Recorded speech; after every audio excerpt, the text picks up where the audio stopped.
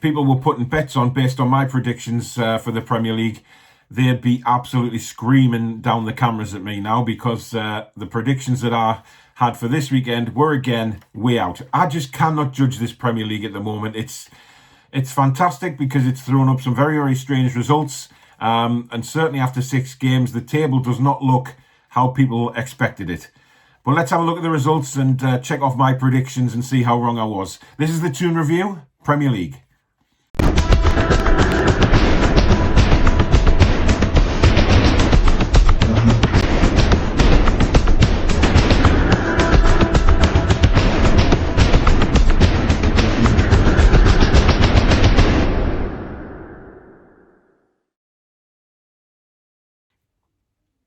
Hi everybody and welcome to the Toon Review Premier League show. Thank you very much for coming back, and thank you very much to all my new subscribers. As I said in the intro there, the Premier League has thrown out some very, very strange results this season, and we're 6 games in now, and I don't think anybody would expect to see the league table as it is. Very, very strange to see teams up there, and It's nice, actually, because it makes a change that other teams are up there, but whether it'll stay like that for the rest of the season, we don't know.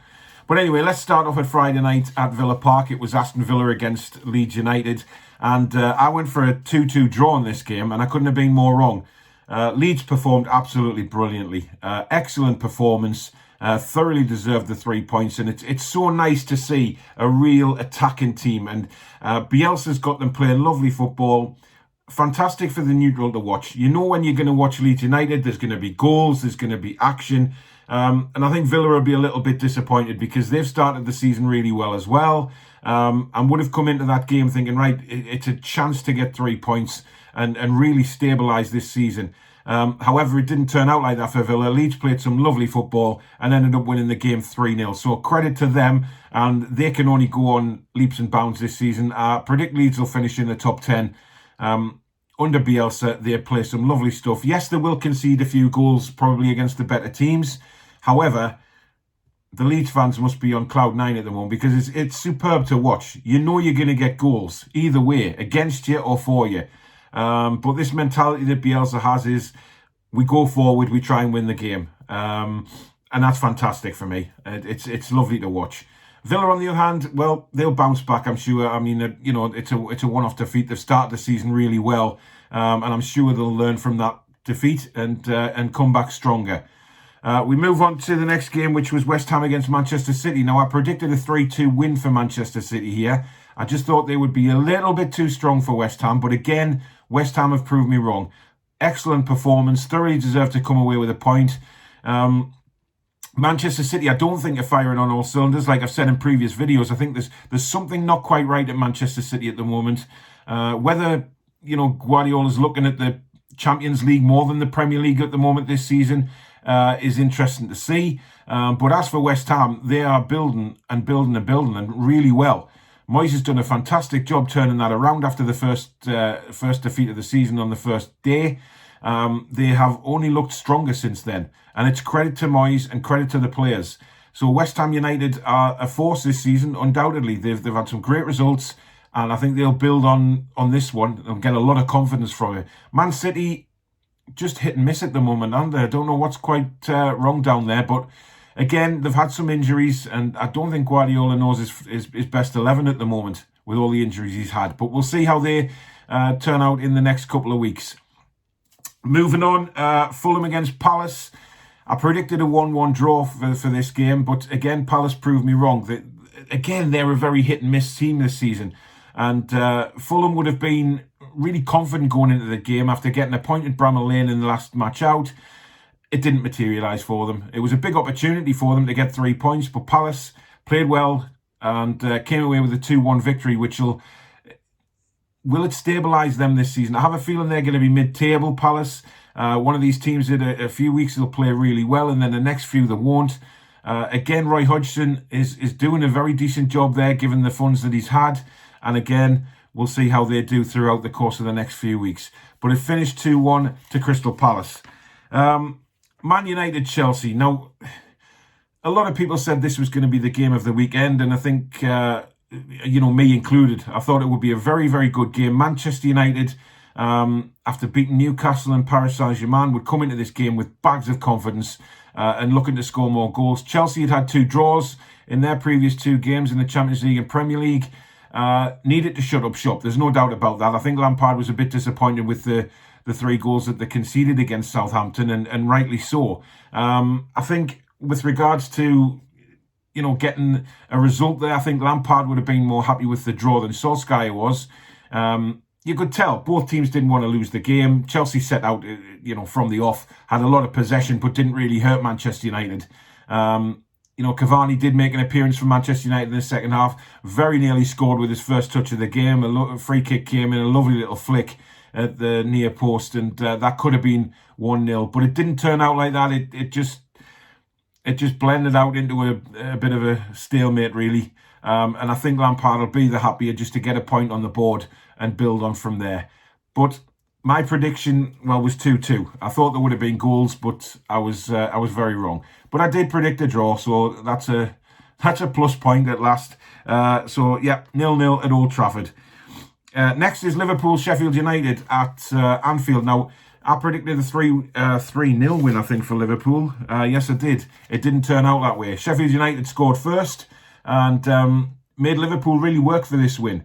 But Liverpool are going to have to, put up with that a lot this season. There's going to be a lot of teams play Liverpool and really want to get one over the champions. This is what it's like being champions again, and Liverpool are finding that out. The teams are going to work twice as hard against them and really try and prove pundits, critics, or whoever it may be wrong and get a result against Liverpool. Liverpool will obviously, they're missing Van Dijk. It's a massive, massive loss for them. There's no doubt about that. And that's a shame for Liverpool, but it's an opportunity for other teams when they play Liverpool to really get at the 2 centre-backs at the moment.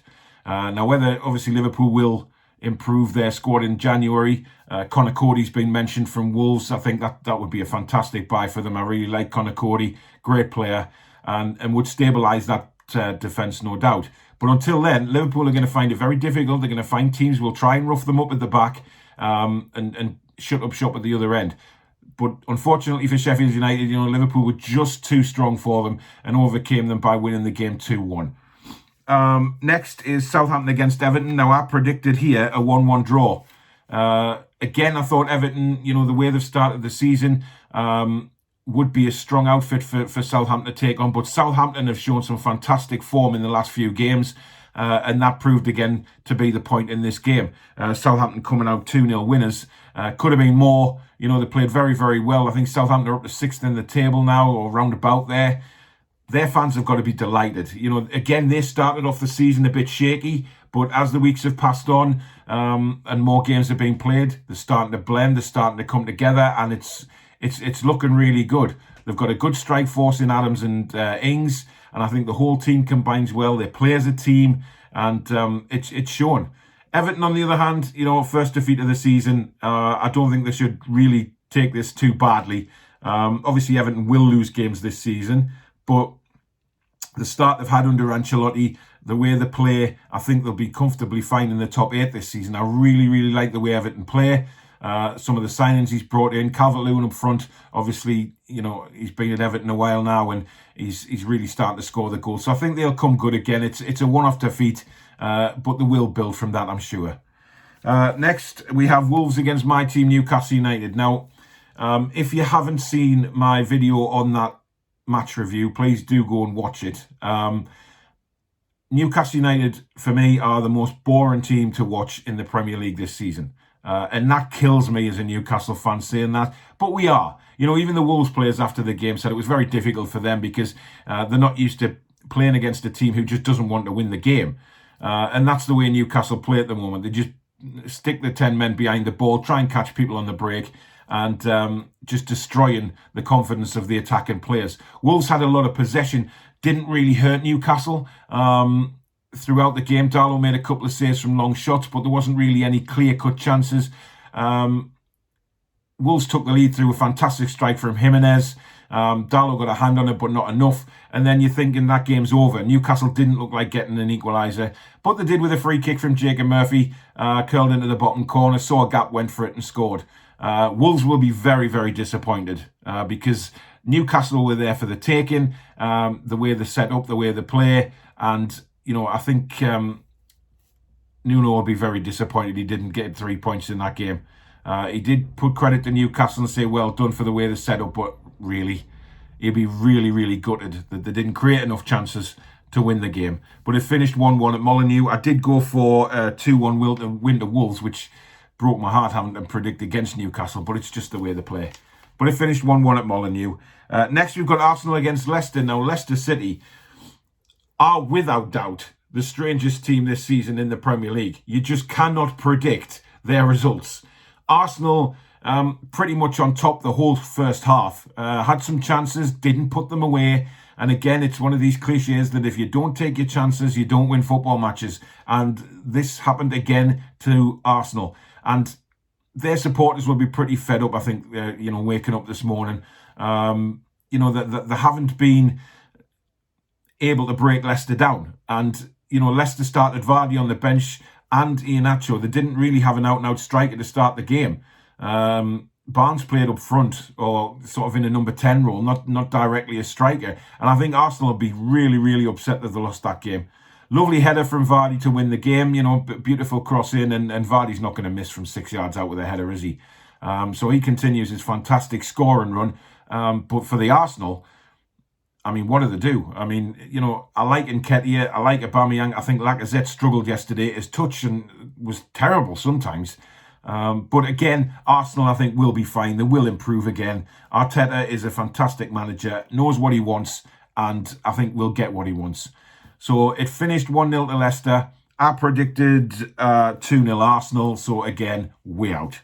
Moving on to Monday, yesterday, Brighton against West Bromwich Albion. I went for a 3-1 win for Brighton. I thought the way they play, the way they've started the season, I thought there would be too much for West Brom. But credit to West Brom. They've really dug in and got a result here, which they're going to have to get when they go to places like Brighton and teams that are going to probably be in that lower half of the table. That's where we expect them to be, but it's a big result for West Brom. And Graham Potter will be disappointed that he hasn't got 3 points against West Brom, certainly the way Brighton have started the season. But Bilic will be over the moon. He's got the point and they can build on it. Whether they can go in the next game and win, we don't know. Teams down there, it's hit and miss. But a fantastic result for West Brom, more than Brighton. Burnley against Spurs was the final game. I went for a 3-0 Spurs win. I thought, the strike force they've got, they'll be just too strong for Burnley this match, especially the way Spurs have been banging in the goals. However, Burnley put up a tremendous fight yesterday and could have actually got a point from the game if it wasn't for an incredible clearance from Harry Kane. He is just playing so well at the moment. Whatever you think of the man, he's playing out of his skin at the moment. And what I like about Harry Kane is that he works so hard defensively as well as scoring goals and creating them. His assists are just phenomenal. His goal rate's phenomenal. But it's the way he defends. He comes back and he helps out time after time after time and puts in so much mileage in a game. It is incredible. Now, whether he can keep going at that pace throughout the season, we don't know.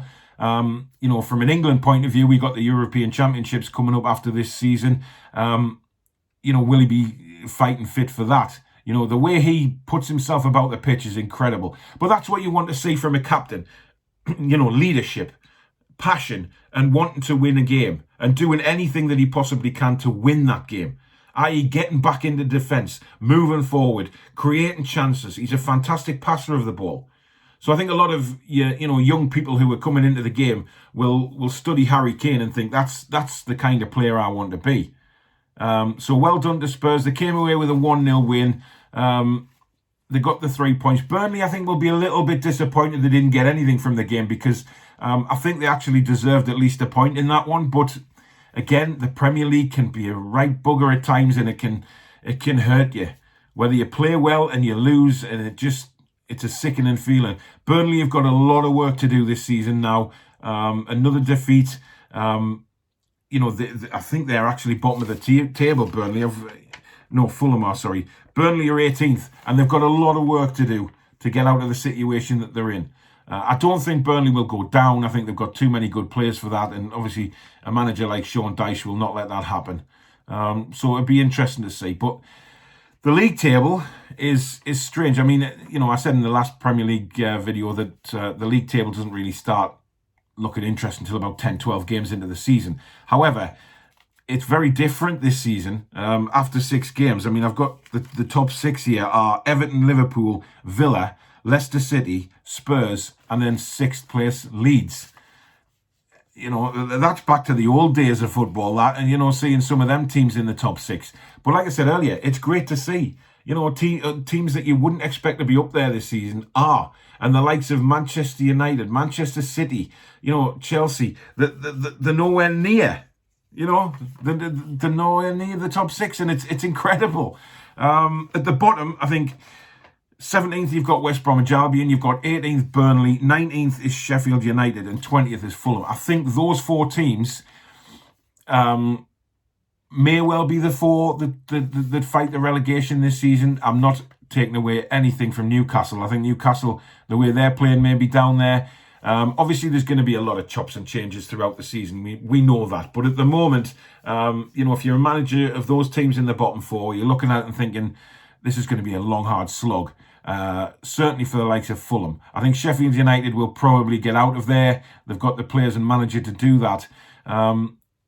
My 3 to be relegated at the start of the season were actually Fulham. I did say West Bromwich Albion as well. And I actually said Villa. But Villa are actually 3rd in the table. So they are proving me very wrong at the moment. But like I say, it's how they bounce back from that defeat.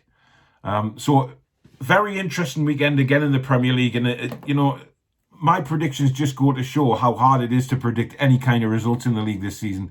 It is absolutely balmy.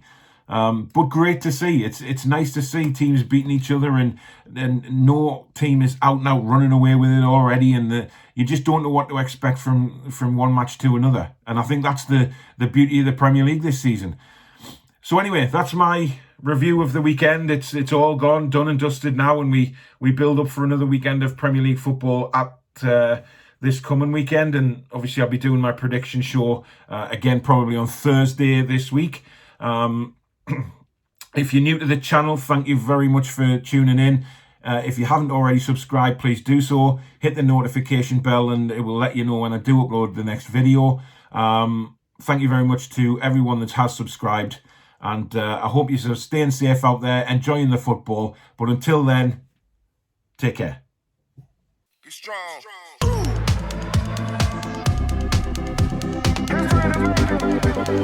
strong.